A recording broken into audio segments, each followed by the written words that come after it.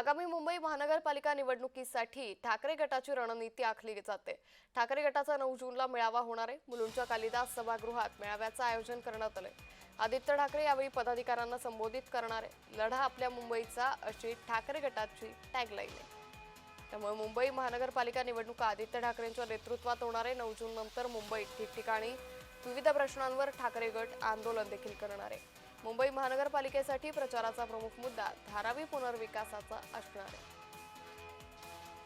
त्यामुळे आदित्य ठाकरे यावेळी संबोधित करतील। आगामी मुंबई महानगरपालिका निवडणुकीसाठी ठाकरे गटाची रणनीती आखली गेली आहे। ठाकरे गटाचा 9 जूनला मेळावा देखील पार पडणार आहे। मुलुंडच्या कालिदास सभागृहात या मेळाव्याचं आयोजन करण्यात आलेलं आहे। आदित्य ठाकरे पदाधिकाऱ्यांना संबोधित करणार आहे। लढा आपल्या मुंबईचा अशी ठाकरे गटाची टॅगलाईन आहे। तर मुंबई महापालिका निवडणुका आदित्य ठाकरेंच्या नेतृत्वात लढवल्या जाणार आहे। 9 जून नंतर मुंबईत ठिकठिकाणी विविध प्रश्नांवर ठाकरे गट आंदोलन करणार आहे। या संदर्भात अधिक माहिती घेऊयात आमचे प्रतिनिधी महेंद्र जोईल यांच्याकडून। महेंद्र, आता महानगरपालिका निवडणुकांसाठी ठाकरे गटाची रणनीती ठरली आहे। 9 जूनला मेळावा आहे, काय माहिती?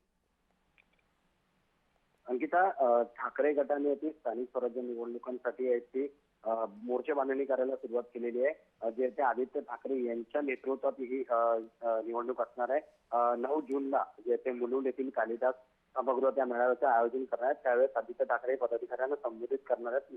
लढा आपल्या मुंबईचा या माध्यमातून ठाकरे गट मुंबई महानगरपालिकेचा प्रचाराला सुरुवात करणार आहे। त्यामुळे ठाकरे गटाचा जो मुंबई लढा आपल्या मुंबईचा अशी जे ठाकरे गटाची टॅगलाईन असणार आहे। मुलुंड येथील मेळाव्याला प्रमुख मार्गदर्शन असणार आहे आदित्य ठाकरे यांचं आणि पालिकेची निवडणूक ठाकरे गट आदित्य ठाकरे यांच्याच जो आहे तो नेतृत्वात लढणार आहे। त्यानंतर जर पाहायला गेलं तर आपण 9 जून नंतर विविध ठिकाणी ठाकरे गटात यासाठी आंदोलने करताना पाहायला मिळतील।